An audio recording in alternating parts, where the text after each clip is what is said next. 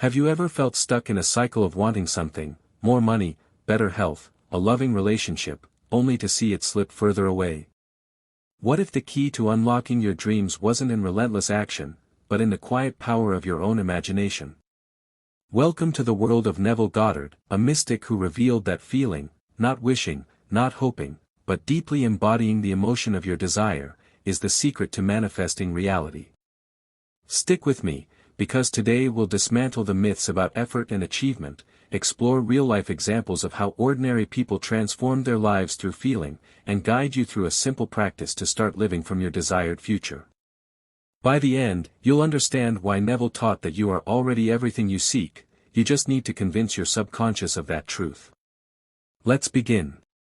Imagine standing on a riverbank, watching the current rush past you. Most of us spend our lives chasing after things like leaves floating downstream, straining, striving, exhausting ourselves to grasp them. Neville Goddard taught there's another way. Instead of chasing the leaves, become the river itself. How? By embracing the law of assumption, assuming the feeling of your wish fulfilled. Neville didn't mean superficial positivity or daydreaming. He spoke of living in the end, a state where you surrender doubt and mentally inhabit the reality you desire until your subconscious accepts it as fact. Think of a woman longing for a loving marriage. She could visualize dates or romantic gestures, but Neville would say that misses the point. The secret? She must sink into the feeling of security, comfort, and gratitude that comes after her wish is fulfilled, the quiet joy of waking up beside her partner, the ease of shared laughter, the absence of longing.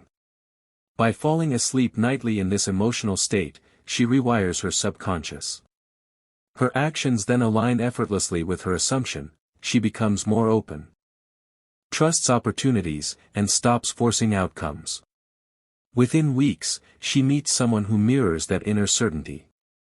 Here's why this works: your subconscious mind cannot distinguish between real and imagined experiences. It accepts what you consistently feel as true. Neville called this the marriage of consciousness and substance.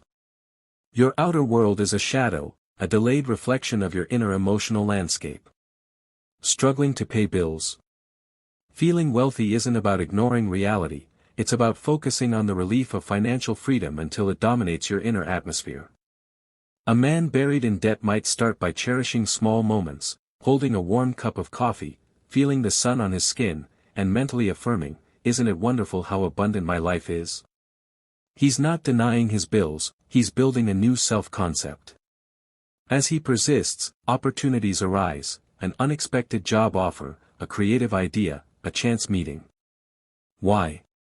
His dominant feeling of abundance repels lack and attracts aligned circumstances. But what about when doubt creeps in? Neville's answer is disarmingly simple: revise your day. If you argued with a coworker, replay the scene in your mind before sleep, but this time, feel the satisfaction of a respectful conversation. By mentally rewriting the event, you neutralize its emotional charge and signal to your subconscious, "This is who I am now." Your mind then works to match your outer world to this upgraded self. Take Sarah, a teacher who feared public speaking. She revised a memory of stumbling during a presentation by feeling herself speaking confidently to applause. Months later, she volunteered for a keynote speech, stunned by her own calmness. Her revision didn't erase the past, it reshaped her identity. But what about when doubt creeps in? Neville's answer is disarmingly simple: revise your day. If you argued with a coworker, replay the scene in your mind before sleep, but this time, feel the satisfaction of a respectful conversation.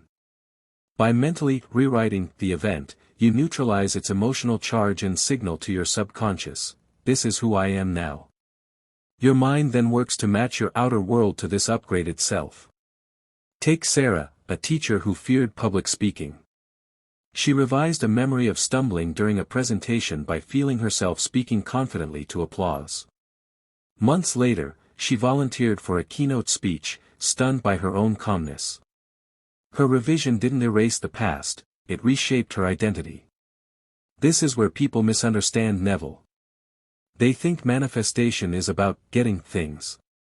Really, it's about becoming. Wealth isn't manifested, the person who embodies wealth is manifested. Healing isn't forced, the version of you already whole is embraced. When you shift your self-concept, reality follows. A student once asked Neville how to find a better job. Neville replied, "Don't seek the job. Seek the feeling of being valued and prosperous in that job. Fall asleep feeling thankful for meaningful work." The student did this nightly, visualizing shaking hands with his new team while soaking in pride. 3 weeks later, a recruiter called about a role he'd never applied for, with higher pay and respect he'd imagined. Coincidence? No. His feeling had magnetized a match. So how do you start? Tonight, before sleep, when your subconscious is most receptive, ask yourself, what would it feel like if my deepest desire were real? Maybe it's the peace of financial ease, the thrill of creative success, or the warmth of love. Locate that feeling in your body. Let it swell until it's tangible. Then rest in it. No straining, no how. Just inhabit the emotion. Do this nightly. Within days, you'll notice synchronicities, ideas, people, or resources appearing as if by magic. Why? You've stopped projecting lack into the future and anchored yourself in the feeling of fulfillment. And as Neville promised, assume the feeling of your wish fulfilled, and it will harden into fact.